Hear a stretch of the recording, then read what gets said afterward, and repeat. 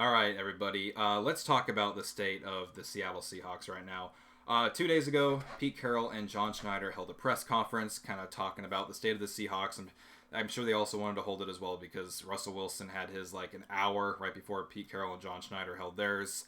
And it was kind of a way for Pete Carroll and John Schneider, I feel like, to kind of sit there and give Seahawks fans and the media kind of their plan of what they're intending to do on the season. And Pete Carroll opened it up talking. It felt like at least 10 minutes he talked before John Schneider even got to talk. Pete Carroll talked about second chances and everything, which, I mean, I don't think it's all cliche. There were some things that were cliche, but you could tell that Pete Carroll and the Seahawks organization in general, they do care about second chances. They give second chances to a lot of players. He brought up some examples of like Jamal Adams, where he's like, "Oh, we gave Jamal Adams a second chance," and it's to me that's one of those things where it was like Jamal Adams just came off of like an All-Pro season. What do you mean you gave him a second chance just because you took him from the Jets to now the Seahawks? So some of that was a little iffy, but there's one thing that came out of this press conference that I really want to talk about, and it's the fact that Pete Carroll and John Schneider were adamant about the fact that they're not rebuilding. Similar to after the 2017 season when Seattle finished 9-7. And everybody thought, well, Seattle's just done for now. And, Pete Carroll came out and said, no, we're not going to rebuild, we're going to retool. Now, the big glaring difference between 2017, after the 2017 season, and here after the 2021 season is that after 2017, while we lost basically every single member of the Legion of Boom except for Bobby Wagner, we didn't lose our quarterback. So this year, after this season, we lose both Bobby Wagner, which I do believe was the right thing to do with the money he was making, and I do feel like he was getting up there in age. It's time to see what Jordan Brooks is capable of. And then we trade away Russell Wilson. So we're in a much different spot now. But the thing is this team still does have a lot of talent. So I'm glad they're not just going to strip the whole thing down. I would like us to kind of bring back Rashad Penny. Hopefully we can get him on a reduced price. For me, I would like a one-year deal, maybe max, and I'd say this is max, maybe $5 million. Just because while he's really, really great, he gets injured so much. And what do they say? Your best ability is your availability. That's the whole cliche line they throw out there. But I'm happy that kind of see Pete and John basically say, well, we're not going to tear it down and rebuild. And I've seen some Seahawks fans out there talk about, oh, well, he really thinks he's going to win with Drew Lock. He was praising Drew Lock. I mean, of course he's going to praise Drew Lock. I mean, I wouldn't like it if we had a head coach that sat there and just trashed a quarterback that we just got from a trade, because number one, it's telling the fans, okay, so why did you even accept him in the trade if you think he's that bad? And number two, you're going to ruin Drew Lock's morale if you sit there and you just trash him, and then the rest of the players on the team are going to be like, oh, why should I care about Drew Lock? Why should I follow him as the quarterback if the head coach doesn't even believe in him? So of course Pete Carroll's going to go out and in front of the media he's going to praise Drew Lock, whether he believes that or not. It was the right thing to do. So some Seahawks fans, I think you just need to kind of settle down about that. I don't think Pete actually thinks that Drew Lock is the long-term answer. But you know what? If Drew Lock ends up playing well and he ends up being, the long-term answer, then that's cool too.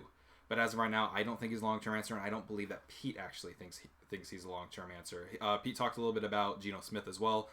I would like to bring Geno back too. The DUI situation's a little weird though, because it's one of those things where, I mean, you got to question someone's judgment when you're an NFL quarterback and you're going around, doing stupid things on the freeway and stuff. But Geno, he played well for us last season.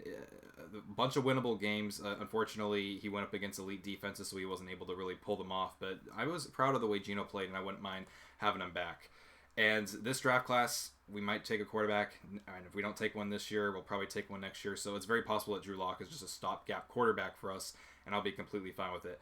But the best thing I'm excited for is just the fact that we're not rebuilding. And since we have a bunch of new cap space, we're starting to get a bunch of new offensive linemen. That's cool too. We're signing some players from outside of our team. Like we brought in Uchenna Unuwasu, I believe I'm pronouncing that name right, who on paper doesn't have a lot of sacks. But if you look at his QB pressures and everything, he averages about, if you take the 17-game season into effect, he averages just over 2 QB pressures a game. So that's just another thing where stats don't always tell the whole story. You sometimes got to look at other stuff beyond just sacks. Yes, he only had 5 sacks, but he had 40 QB pressures last season, which is like, listen, that's going to be a great help to us. The biggest glaring issue that Seattle had last season was, besides their pass coverage earlier in the season, was the fact that they just could not get to the quarterback. And then when Dunlap finally became healthy again, we got better. But I'll take pass rushers whenever we can get them. The Will Dissly contract, I think we paid him a little bit too much, but with the experts and everybody saying that the cap is about to go up exponentially these next few years, especially, I guess, if Amazon ends up paying the money to get NFL Sunday Ticket from DirecTV and everything, the salary cap's going to go way up. So honestly, the $24 million we gave to Disley might just be, just a couple of quarters here in a few years, honestly. So, and I like Disley as a player. I just thought the contract itself was a little expensive.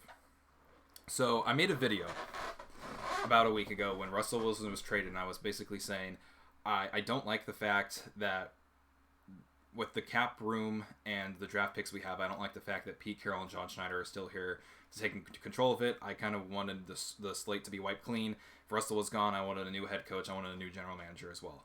Obviously, we didn't get that. We're going into the season with Pete Carroll. We're going into it with John Schneider. And as much as I'm not a fan of Seattle doing that, there's nothing we can do about it as fans. So we just got to hope for the best. So I'm hoping that they really draft some good players this year, whether that be Malik Willis available with the number 9 overall pick, which honestly, I don't even know if he's going to be there. I mean, a month ago, Malik Willis didn't even look like he was going to be a first rounder. He looked more of like a second rounder, possibly even a third rounder. Now it's being speculated that the Lions may take him and everything like this. So we don't know what's going to happen there yet. But whatever the Seahawks end up doing in the draft, whatever they do the rest of the free agency, we have no choice really but to put our trust into Pete and John. As much as I don't like it, it's what's going on. So I'm rooting for the success of the Seattle Seahawks. And really the state of the Seahawks right now, I think we're actually in a pretty decent place, all things considered. Even with Russell Wilson going, because we still do have a lot of talent on this team. At receiver, we're getting better offensive line. If we can give Penny back, which I really hope we do, we're good there. Carson, I'd be surprised if Carson still even wants to play after the neck injury and everything. But Carson's good when he's healthy too. That's the thing. So the Seahawks on offense are pretty well rounded. I'm really looking forward to Shane Waldron's second season as the offensive coordinator of this team. I'm looking forward to Clint Hurt and everything on the defense. Sean Desai. I think Seattle's actually in a very good position right now, and there's a few players that we can cut, like Jason Myers. We can also cut Carson and everything and get a little bit more cap room so we can maybe do some better things in free agency as well. So the state of the Seahawks, even with losing Bobby Wagner and Russell Wilson, it's not all doom and gloom. And that press conference right there, hearing Pete Carroll and John Schneider basically say, listen, we're still going for it. And you can see that with what they're doing in free agency right now. They're trying to build the offensive line and everything like that. And I'm hoping that the season goes well. I'm also hoping, as much as I hope for the success of Russell Wilson, the fact that we have the Broncos' first-round pick next year, I'm hoping the Broncos don't do so well, at least next season. They can have all the success they want after next season, but I want a good first-round pick next season, so I'm hoping the Broncos somehow miss the playoffs, which is going to be hard. The Broncos are a pretty good team, especially now that they got Russell Wilson, so we'll see what ends up happening there.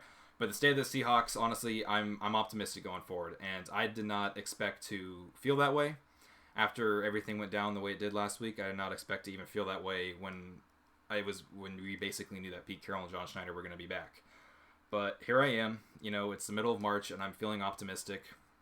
And I'd like to hear what all you Seahawks fans think down in the comment section down below. Are you optimistic? Are you just you're hating life right now? Because it seems like that's the two spectrums of Seahawks fans right now. You got I hate life, and we're optimistic.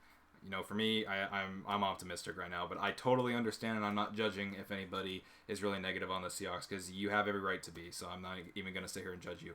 Anyway, I'd like to thank you all for watching the video, and go Hawks.